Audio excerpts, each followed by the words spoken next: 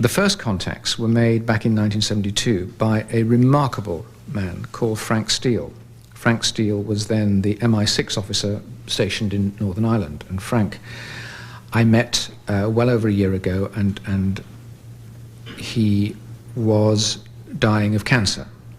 And I got to know Frank very well, and he took me into his confidence and trust and painted in the picture of what was happening in 1972 that led to the first meeting between the Provisionals and the British government.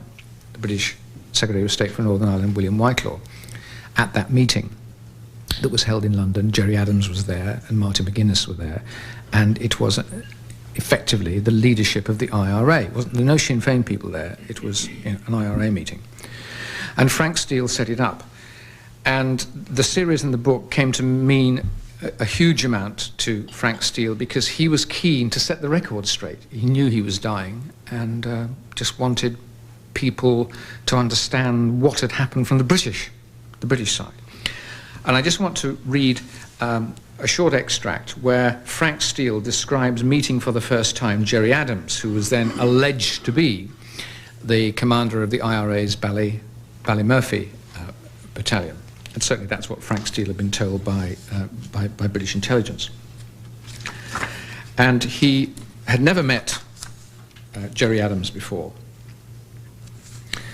Before the meeting, this is the meeting to set up the logistics for the big meeting between the IRA and the British. Before the meeting, Steele had been briefed that the young Gerry Adams had been an effective commander of the Provisionals Ballymurphy battalion and was a senior officer of the Belfast Brigade. Adams has always denied IRA membership, and Adams has never been convicted of IRA membership. He has been charged with it, but the case was dropped because the Lord Chief Justice decided the evidence wasn't there. Steele was therefore expecting to meet, quotes, an arrogant, streetwise young thug, and was surprised when Adams turned out to be a, quotes, very personable, intelligent, articulate, and self-disciplined man. And if any of you have met Gerry Adams, that's a pretty accurate description of Mr. Adams. Steele believed that these were the qualities that made him so, quotes, dangerously effective. Then I quote from what Frank Steele told me. Gerry Adams obviously had a terrific future ahead of him, whatever he did, because of his qualities. Remember, this is 1972 we're talking about. As we were about to leave, I said, "You don't want to spend the rest of your life on the run from us British, do you? What do you really want to do?" Adams said, "I want to go to university and get a degree." I said, "Well, we're not stopping you. We're not stopping you.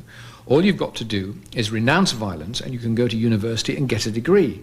Adams grinned and said, "No, I've got to help to get rid of you British first."